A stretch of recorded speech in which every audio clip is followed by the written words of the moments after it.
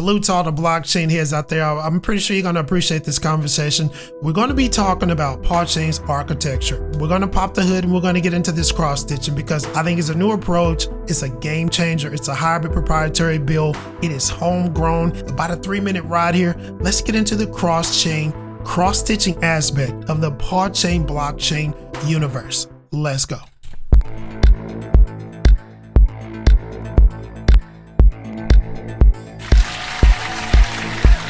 All right, so as we jump into this is going to be very, very cool. Let's go ahead and talk basics. Let's go ahead and start with the basics right off the bat. Cross-stitching is like a super secure assembly line for blockchain technology, guys. And we're talking transactions, actually. Let's go ahead and dive into this. It uses a 3-phase system to make sure every block is legit, guys. We're talking pre-block verification, block submission, and a post-block verification system as well. But here's the kicker. Here is the sweet spot of this whole situation, all right? It's all powered by randomized validators who cannot rig or game the particular system. Let's get into how this works.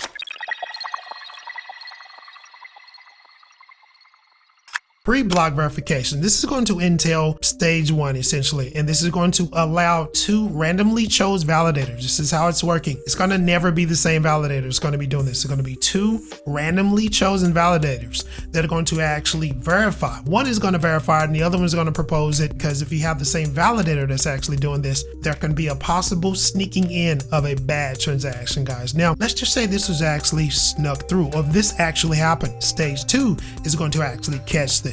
Let's go ahead and get into stage 2.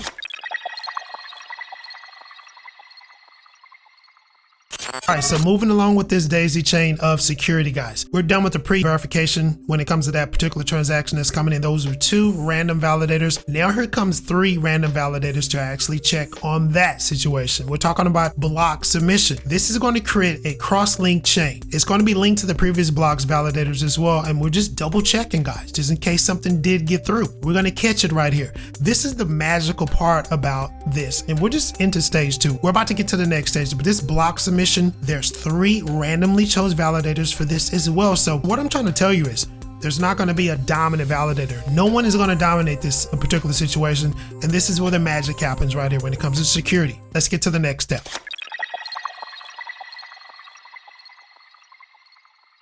All right, guys, so we're at the final stage of verification. We're talking recorded blocks. Actually, you have a recorded block at this point in time. We're talking post-block verification. Now, here comes 3 randomly chose validators right after stage 2. That's going to actually check everything that was going on in stage 1 and stage 2. If anything is off during the actual 3rd stage, it's going to be rejected by the system. All right, this is called double verification. Now, these are randomized rows, guys, never the same validator. So now this is what this means for any type of attacks or any type of attacker. He would have to actually compromise multiple validators within this system. Good luck with that. That's pretty much impossible.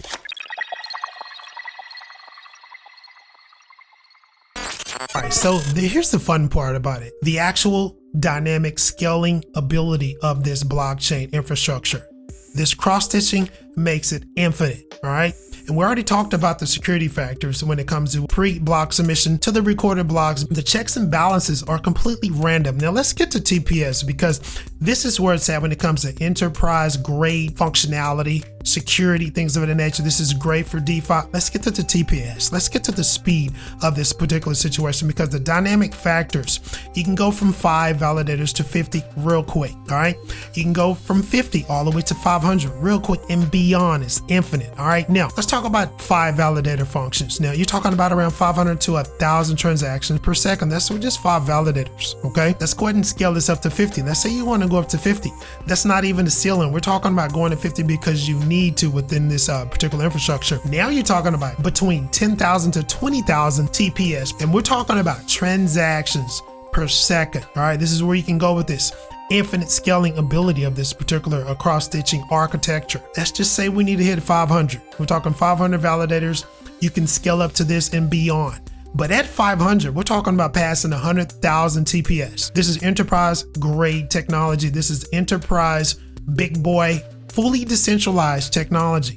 All right, fully random when it comes to the actual validation of transactions and blocks that are being submitted. We already talked about that earlier in the video. This technology is wow, it's crazy, and the scalability of it is infinite.